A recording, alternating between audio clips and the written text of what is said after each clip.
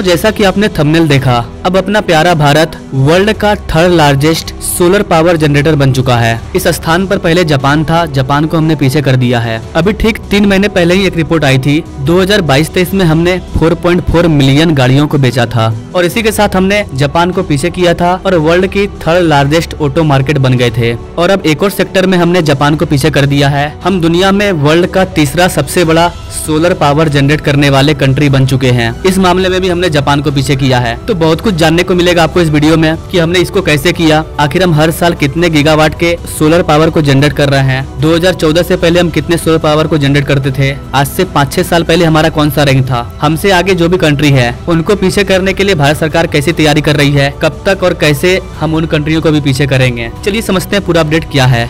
नमस्कार दोस्तों, मैं विकास और आप देख रहे हैं ऑल इंडिया अफेयर्स।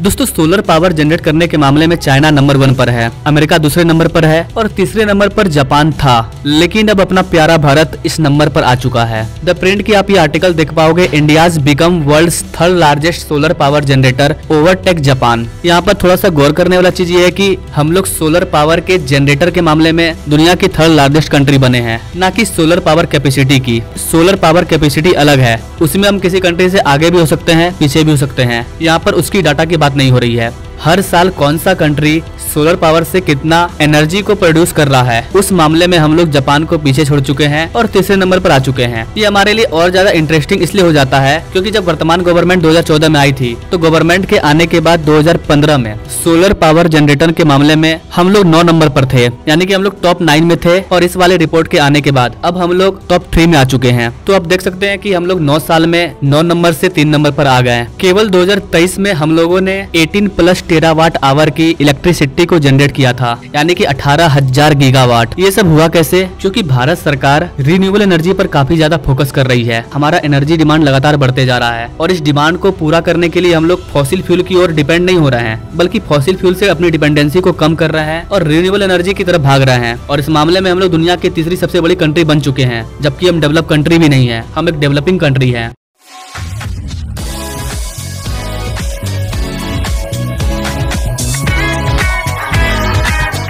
और जापान, चाइना, अमेरिका ये लोग डेवलप कंट्री हैं, तो आने वाले टाइम में हम लोग इनको पीछे भी छोड़ेंगे और डेवलप कंट्री भी बनेंगे। डेवलप कंट्री का मतलब क्या? डेवलप कंट्री कौन है, उसका एक क्राइटेरिया होता है कि किसी देश के पास ये चीज है तो वो एक डेवलप कंट्री है। तो जो भी जापान, चाइना, अमेरिका जो भी डेवलप कंट्री है वो इस तरह के क्राइटेरिया के अंदर आते हैं। तो अगर हम इन्हीं को पीछे कर देंगे तो हम भी इस क्राइटेरिया के अंदर आ गए और हम भी डेवलप बन जाएंगे। हमने चाइना को रोड नेटवर्क के मामले में पीछे छोड़ दिया, अब अमेरिका को पीछे छोड़ने की तैयारी कर रहे हैं। हमने जापान को इकोनॉमी के मामले में पीछे छोड़ा, अब हम जर्मनी को पीछे करने की तैयारी कर रहे हैं। ना पहले पार्टिकल इस रिपोर्ट पर बात करते हैं। गाइस ये जो रिपोर्ट जारी किया गया है इसे भारत के द्वारा जारी नहीं किया गया है, पूरे वर्ल्ड का जो global energy think tank amber है उसके द्वारा इस रिपोर्ट को जारी किया गया है। और वो लोग बोल रहे हैं कि भारत ने ओवरटेक कर दिया है जापान को और वर्ल्ड का तीसरा लार्जेस्ट सोलर पावर जनरेटर बन गया है 2023 में ही। और इसकी रिपोर्ट आ रही है अभी जब ग्लोबल इलेक्ट्रिसिटी रिव्यू 2024 को लॉन्च किया गया है। और आप इस वाले रिपोर्ट को छोटा मोटा मत समझिएगा, ये वर्ल्ड वाइड रिपोर्ट है, न सिर्फ भारत बल्कि दुनिया की जितनी भी कंट्री है वो इस रिपोर्ट को फॉलो करेगी।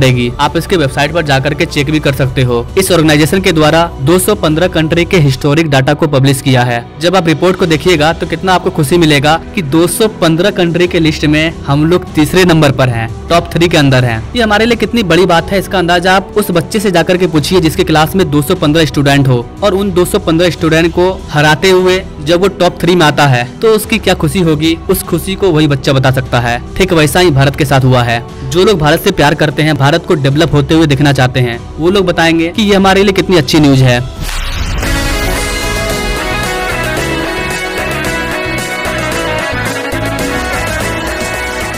देखिए गाइस, कोई भी कंट्री एक बार में डेवलप नहीं होता है। छोटी छोटी चीजों में महारत हासिल करते करते वो एक दिन पूरी तरह से डेवलप कंट्री बन जाता है। जैसे जैसे हम आगे बढ़ रहे हैं, हम हर सेक्टर में आगे निकलने की कोशिश कर रहे हैं और जब हम हर सेक्टर में चाइना, जापान, अमेरिका इन सारे कंट्रियों से आगे निकल जाएंगे तो हम न सिर्फ डेवलप बनेंगे बल्कि विश्व गुरु बनेंगे। जो कंट्री हर चीज में सबसे आगे होगा वही तो विश्व गुरु कहलाएगा। जनसंख्या के मामले में तो हम लोग आगे हैं ही, दुनिया में एक भी ऐसा कोना नहीं है जहाँ पर इंडियन नहीं है। कहीं भी चले जाइए आप, आपको एक न एक इंडियन व्यक्ति जरूर मिल जाएगा। जैसा कि मैंने आपको बताया 2015 में जितना हम लोग सोलर पावर को जनरेट करते थे उससे हम लोग 17 गुना आगे निकल चुके हैं। जी हाँ गाइस, 17 टाइम्स। अगर इलेक्ट्रिसिटी शेयर की बात करें तो 2015 में पूरे भारत के इलेक्ट्रिसिटी कंजप्शन में सोलर जनरेशन का योगदान 0.5% था, जो कि अब बढ़कर के 5.8% हो चुका है। यहाँ पर आप ये वाला डाटा देख पाओगे, 2010 से 2024 का डाटा है। 2015 के बाद से भारत इस क्षेत्र में लगातार छलांग मारते गया।